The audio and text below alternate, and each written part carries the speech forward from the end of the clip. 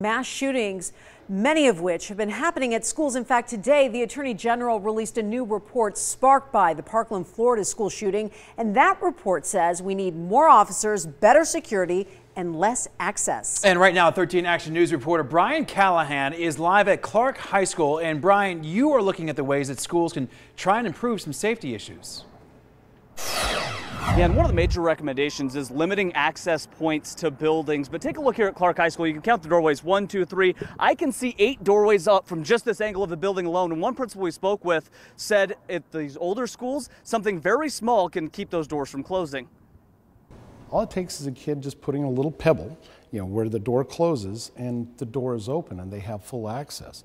That's one of Principal Dave Wilson's big concerns as he walked us through the halls of El Dorado High School earlier this spring when 13 Action News first dug into school security.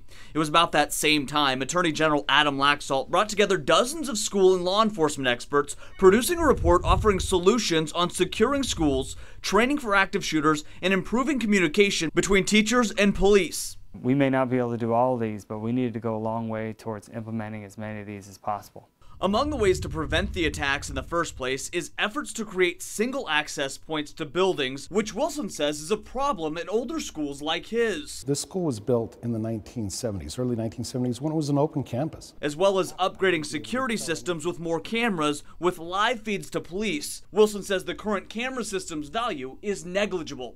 The problem is that most of our cameras sit at the end of the hallway and go all the way down the hallway. You just get a general blurred picture. While Laxalt says the common theme they heard from law enforcement was the need for better information sharing, the key word for many of the recommendations is funding. A number of these items will have a price tag, but it is a priority and we need to figure out how to make our schools as safe as possible.